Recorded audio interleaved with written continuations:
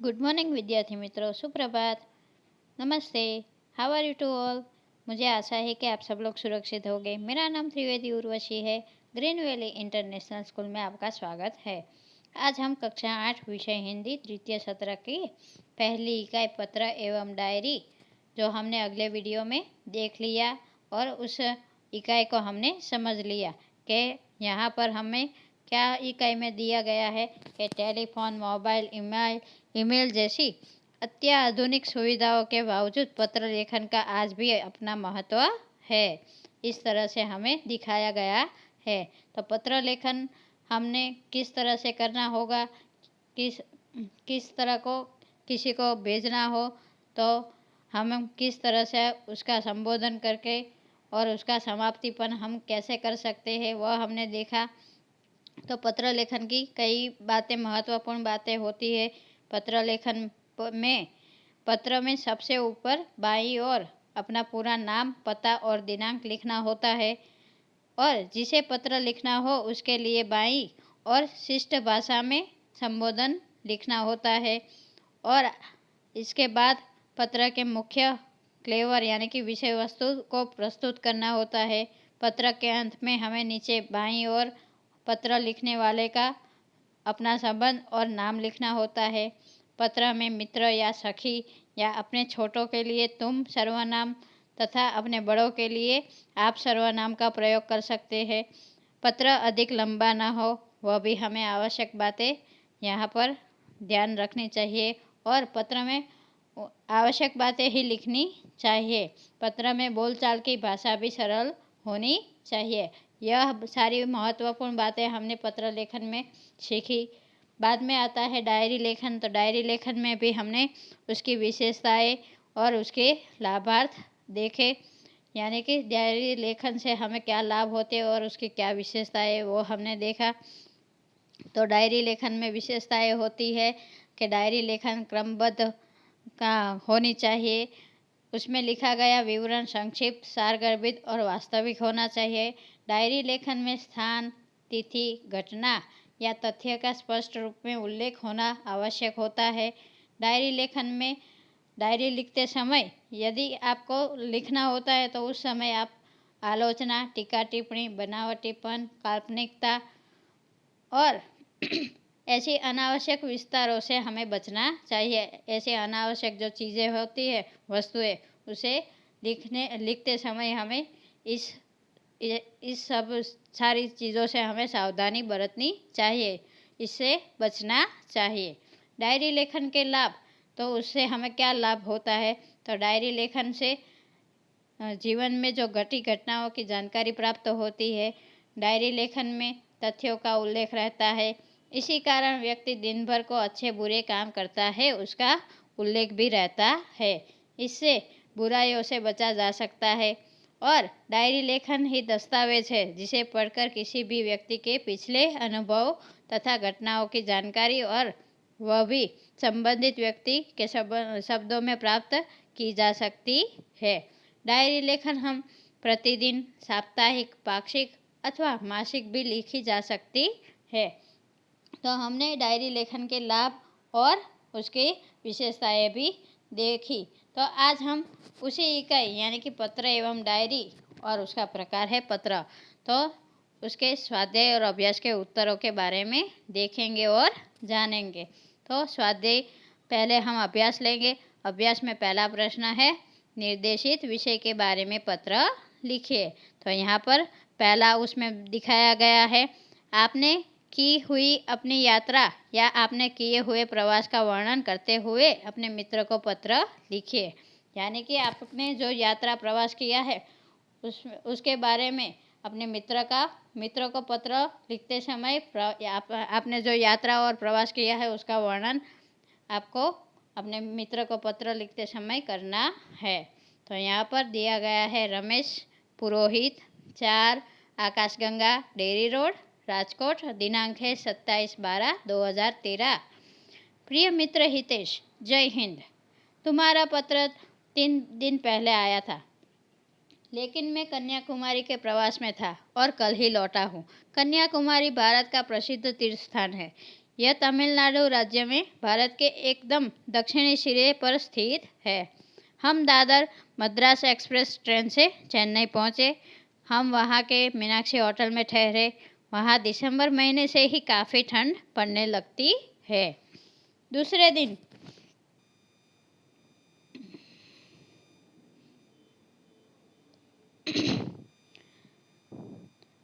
दिन हम एसटी द्वारा कन्याकुमारी की ओर चल पड़े।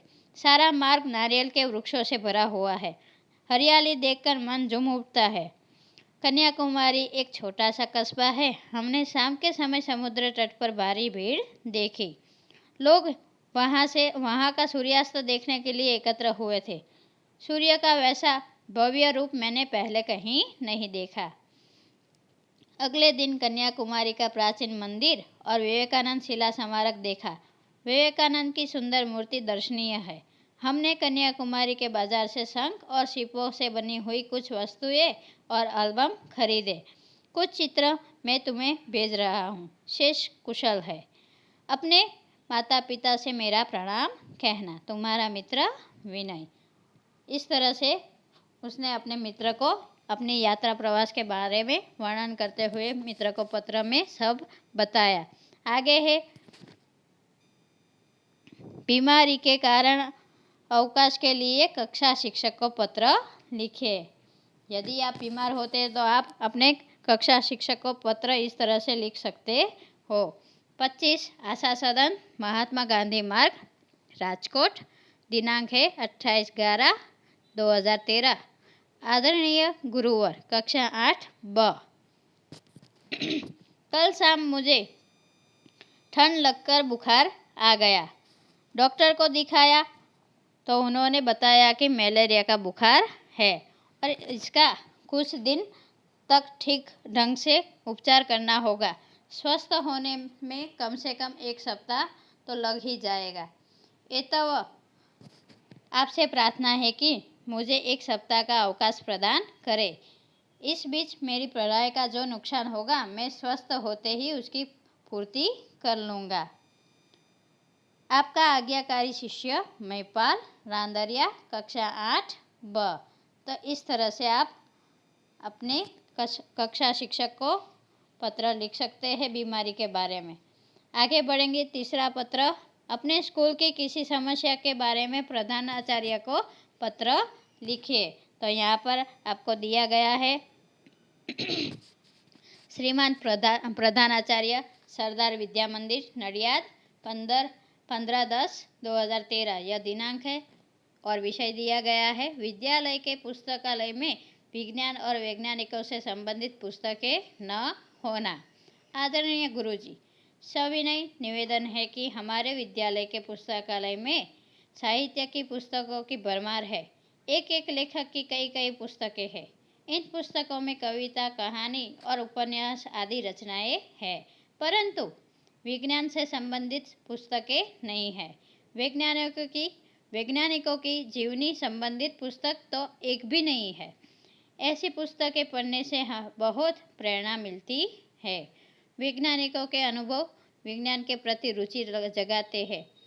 पुस्तकालय में इनका अभाव बहुत खटकता है। आशा है आप इस अभाव की पूर्ति पर ध्यान देंगे।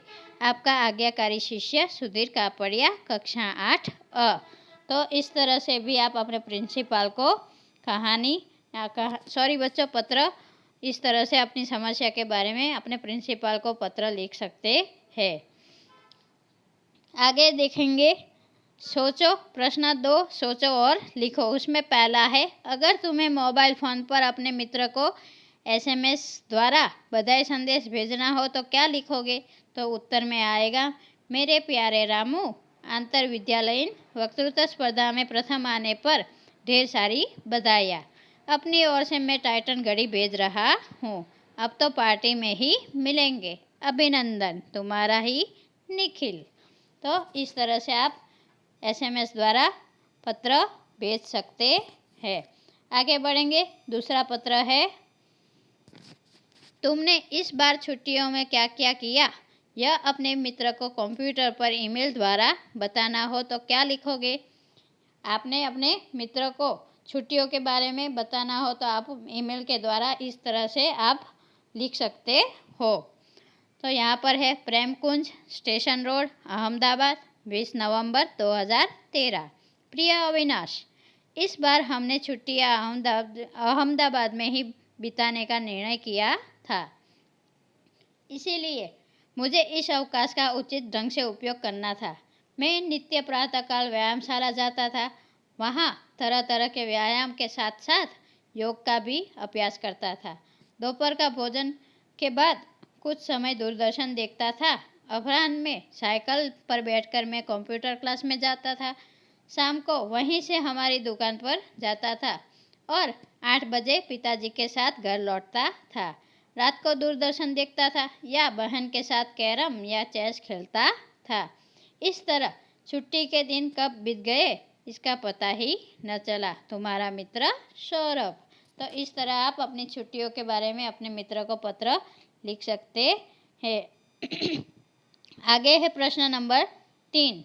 दिए गए प्रशासकीय शब्दों के आधार पर वाक्य बनाइए। तो यहाँ पर पहला है अधीक्षक, तो उसका वाक्य बनेगा शर्मा जी कई वर्षों तक रेडियो के समाचार विभाग में अधीक्षक रहे।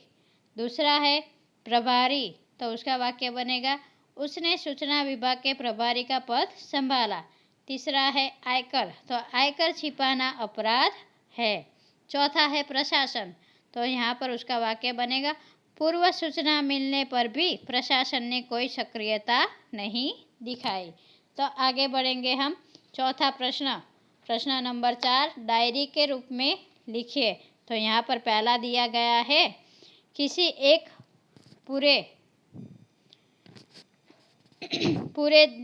दिन के अपने अनुभव का विवरण कीजिए। तो यहाँ पर मैंने वह प्रश्न नहीं लिया है, वह आपको अपने हिसाब से भी लिखना है। फिर भी मैं उसका उत्तर अपने हिसाब से मैं बता देती हूँ। उसका उत्तर आएगा अहमदाबाद 16 अक्टूबर 2013। कल 16 अक्टूबर थी, नवरात्रि का पहला दिन था। एक तरफ मन में उमंग और दूसरी तरफ चिंता थी। उमंग इस बात की थी कि डांडिया रास देखने खेलने को मिलेगा, वाद्यों की मधुर धुनें कानों में रस घोलेंगी। चिंता इस बात की थी कि कुछ ही दिनों में प्रथम सत्र की परीक्षाएं होने वाली थी। पहला प्रश्न पत्र अंग्रेजी का था। पता नहीं इस विषय के प्रति मुझे क्यों अरुचि थी। थोड़ी तैयारी की थी पर बहुत काम बाकी था। चिंता न कर, क्या सब कुछ अम्बा मैया पर छोड़कर निश्चित हो गया। इस तरह से हम अपने अनुभव का विवरण कर सकते हैं। आगे बढ़ेंगे। दूसरा, वार्षिकोत्सव में श्रेष्ठ वक्ता का पुरस्कार मिलने का आपका अनुभव लिखिए डायरी में। तो यहाँ पर दिखाया गया है, पहला है मुंबई 12 जनवरी 2014। तो यहाँ पर है हमारे विद्यालय का इस वर्ष का वार्षिकोत्सव मेरे लिए एक सुनहरी यादगार घटना बन गया है। उत्सव में वक्तृत्व स्पर्धा का आयोजन भी था। विषय था विज्ञान शाप या वरदान। स्पर्धा का अंतिम वक्ता मैं था, लेकिन मुझे प्रथम पुरस्कार मिला।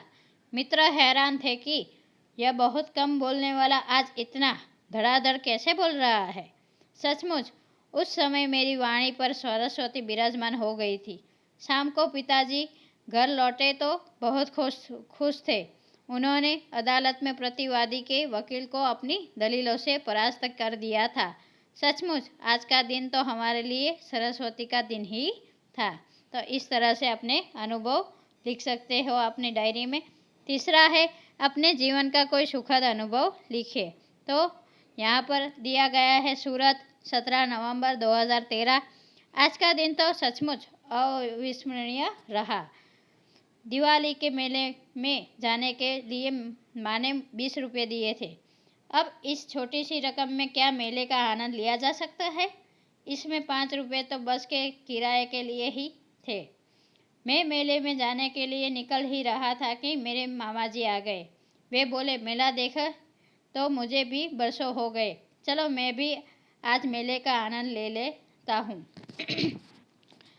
और मैं मामा जी की बाइक पर सवार हुआ और फटफट करती हुई उनकी बाइक सड़क पर हवा से बातें करने लगी। मेले में हमने खूब आनंद लिया, समोसे खाए, लस्सी पी, गुलाब जामुन का स्वाद लिया, फोटो खिंचवाए, निशानेबाजी में इनाम जीता और चरखी पर बैठे हाथी की सवारी का भी आनंद लिया। इतना सब आनंद लेने के बावजूद मेरे 20 रुपये जैसे के तैसे जेब में पड़े रहे। मेले में घूमने का वह सुखद अनुभव शायद ही कभी भूल पाऊँ। इसका श्रेय मामा जी को है। तो इस तरह से हम अपना विवरण अनुभव यानी कि सुखद अनुभव अपने तरीके से हम लिख सकते हैं। आगे बढ़ेंगे अपने स्वाध्याय की ओर। तो स्वाध्याय का प्रश्न हमने पहला प्रश्न जो है वो आगे हमने ले लिया है। आपको बता दूं,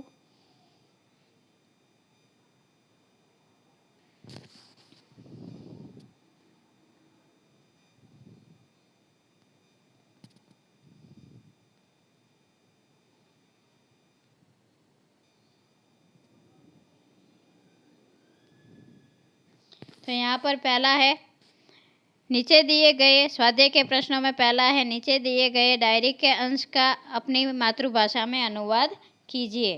तो यहाँ पर आएगा, आपको जो परिच्छेद दिया गया है उसका अनुवाद करके दिखाना है। तो हम इस तरीके से अनुवाद करेंगे। सॉरी बच्चों, यहाँ पर मैंने लेना भूल गई हूँ। मैं आपका उसका उत्तर बता देती हूँ। उत्तर इस तरह से आएगा, आपको मातृभाषा में अनुवाद करना है यानी कि गुजराती भाषा में अनुवाद करना है। जो परिच्छेद दिया गया है स्वाध्याय का पहला प्रश्न, तो उसका उत्तर इस तरह से आएगा। आज તારીખ 10 ઓગસ્ટ 2011 રાત્રે ઊંઘ આવતી નહોતી, આનંદનો પાર નહોતો, ક્યારે સવાર પડે તેની રાહ જોતો હતો। સ્કૂલમાંથી પર્યટનમાં જવાના આનંદની કલ્પના કરતાં કરતાં મને ઊંઘ આવી ગઈ। વહેલી સવારે 4 વાગે એલાર્મ વાગ્યું અને મમ્મીનો અવાજ સંભળાયો, રાકેશ ઉઠ, 4 વાગી ગયા। હું આનંદ અને ઉત્સાહથી ઉઠ્યો। મનમાં ડર પણ હતો કે ગુરુજી ધમકાવે નહીં। સ્નાન વગેરે પતાવીને સ્કૂલે પહોંચ્યો। બધા સાથીઓ આવી પહોંચ્યા હતા। ગુરુજીએ સૌને બસમાં બેસાડ્યા અને અમે पर्यटन માટે निकली पड़िया। तो बच्चों, इस तरह से हमें गुजराती भाषा में अनुवाद करना है। तो यहाँ पर मातृभाषा में अनुवाद करना था हमने। और दूसरे कई सारे प्रश्न भी आपके लिए यहाँ पर लिए गए हैं, यानी कि आप जो कुरियर वाले से हम किस तरह से बात करते हैं, डाकिये से हम किस तरह से बातचीत कर सकते हैं, वह भी हमने यहाँ पर लिया है। तो आप देखोगे स्वाध्याय के प्रश्नों में। और हम इसके साथ साथ मैं आपको जो आपका लास्ट प्रश्न है यहाँ पर आपकी टेक्स्ट बुक में दिया गया है पेज नंबर 10 पर, वो मैंने यहाँ पर लिया है। तो यहाँ पर उसका भी हमने दिखाया गया है कि किस तरह से पहले संदेशा भेजा जा सकता था, किस तरह से पत्र लेखन होता था, संदेशा भेजने का व्यवहार किस तरह से होता था, वह यहाँ पर हमने उसका उत्तर भी दिया गया है। उत्तर है, संदेशा व्यवहार की परंपरा बहुत पुरानी है। पुराने ज़माने में प्रशिक्षित कबूतरों द्वारा पत्राचार होता था, फिर यह काम संदेशावाहकों द्वारा होने लगा। राजा महाराजाओं के ज़माने में पैदल या घुड़सवार संदेशावाहक संदेश पहुंचाने का काम करते थे। बाद में आधुनिक युग आने पर डाकघर पत्राचार का दायित्व संभालते हैं। पहले केवल पोस्टकार्ड का उपयोग किया जाता था, फिर निजी पत्रों की गोपनीयता के लिए लिफाफे का उपयोग होने लगा, फिर अंतर्देशीय पत्र का भी उपयोग शुरू हुआ, और अब हम अपने मोबाइल के द्वारा भी पत्र लिखते हैं, और अब तो कंप्यूटर के द्वारा भी हम ईमेल लिख सकते हैं। आजकल टेलीफोन संदेशा व्यवहार का श्रेष्ठ साधन है। अब तो मोबाइल और इंटरनेट की सुविधा भी हो गई है। इनसे संदेशा व्यवहार के क्षेत्र में अद्भुत क्रांति आ गई है। तो इस तरह से हमने ये सारे स्वाध्याय और अभ्यास के प्रश्न इस इकाई के ले लिए हैं और साथ ही मैं आपको प्रोजेक्ट कार्य भी मैं आपको दे रही हूँ। जो आपके टेक्स्ट बुक में पेज नंबर 10 पर प्रोजेक्ट कार्य है वही आपको करना है।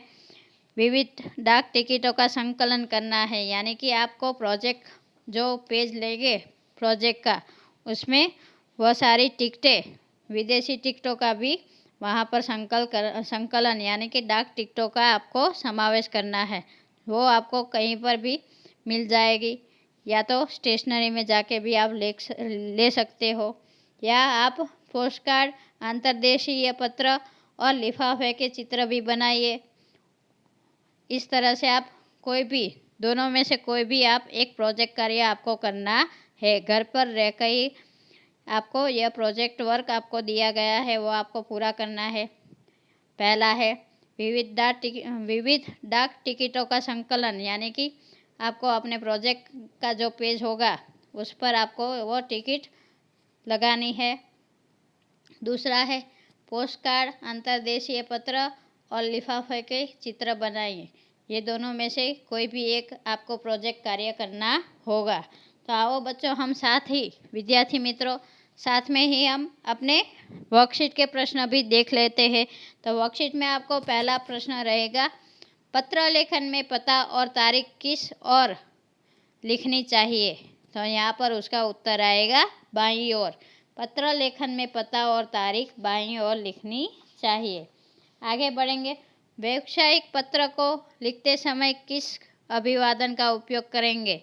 तो व्यावसायिक पत्र लिखते समय हम उसका आंसर आएगा श्रीमान प्रबंधक अभिवादन का उपयोग करेंगे।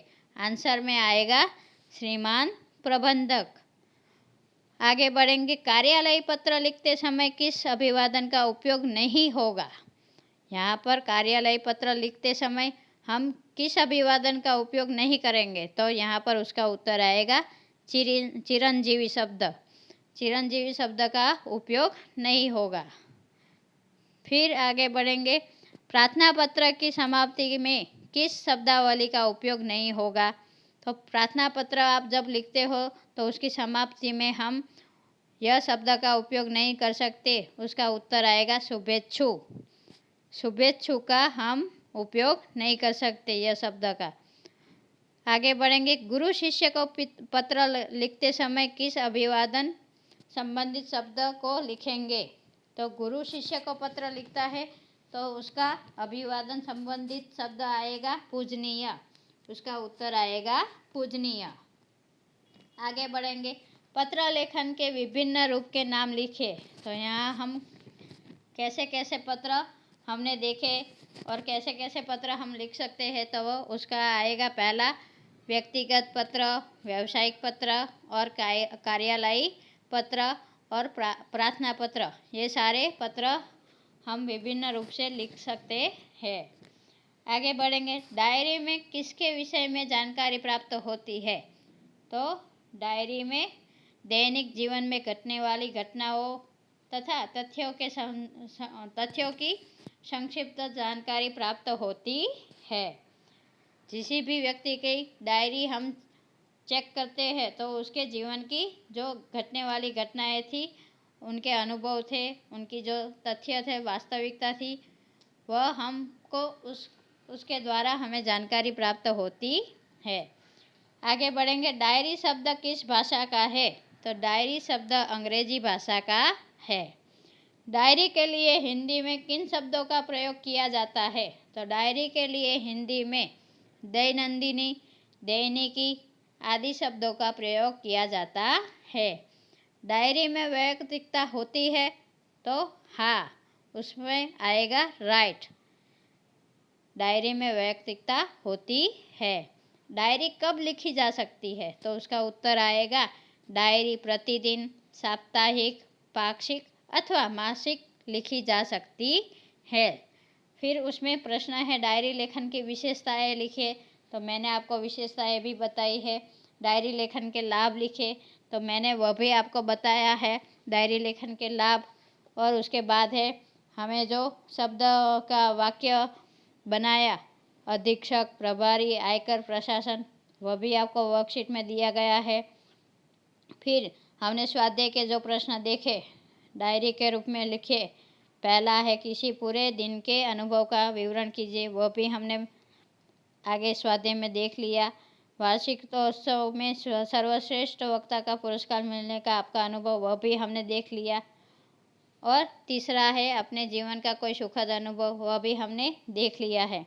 और मातृभाषा में अनुवाद कीजिए, वह भी मैंने आपको मोरली यानी कि आपको बोलकर मैंने बता दिया है। तो यहाँ पर हमने यही सारे बातें, यहाँ पर जो सारे प्रश्न थे वही हमने लिए हैं। यहाँ पर समानार्थी शब्द भी हमने लिए हैं। पहला है फलतः, तो उसका अर्थ आएगा, समानार्थी शब्द का अर्थ होगा परिणामतः, परिणाम। दूसरा है अवकाश, तो उसका अर्थ आएगा छुट्टी। तीसरा है इकलौता, तो उसका अर्थ आएगा अकेला। चौथा है सालगिरह, तो उसका अर्थ आएगा जन्मदिन। पांचवा है दफ्तर, तो उसका अर्थ आएगा कार्यालय। छठा है मंगल, तो उसका अर्थ आएगा शुभ। सातवां है चिरंजीव, तो उसका अर्थ आएगा दीर्घायु। और आठवां है विवश, तो उसका अर्थ आएगा बेबस। और हमने वर्कशीट में साथ ही संदेशा व्यवहार के चित्र दिखाए, समझिए और हर एक के लिए एक एक वाक्य लिखे। तो हमने जो आपको बताया है लास्ट में, आपका लास्ट जो प्रश्न है उसका उत्तर वही आएगा जो हमने वर्कशीट में भी लिया है। तो कुल मिलाकर हमने वर्कशीट में स्वाध्याय और अभ्यास के सारे प्रश्न वर्कशीट में ले लिए हैं। तो आप केवल वर्कशीट के चैप्टर 1 के स्वाध्याय और अभ्यास के प्रश्न जो है वह वर्कशीट में ले लिए हैं।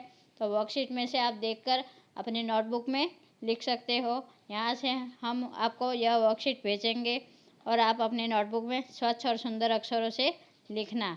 तो यहाँ पर मैं अपना इस इकाई का स्वाध्याय और अभ्यास के प्रश्नों का वीडियो जो है हमने देख लिया, समझ लिया स्वाध्याय और प्रश्न से क्या होता है, तो हमने आपको समझा दिया है। तो इस तरह से आपको स्वाध्याय और अभ्यास के प्रश्न लिखने हैं। तो यहाँ पर मैं अपना वीडियो समाप्त करती हूँ। जल्द ही मिलेंगे नई इकाई के साथ। जय हिंद, जय भारत, धन्यवाद, थैंक यू।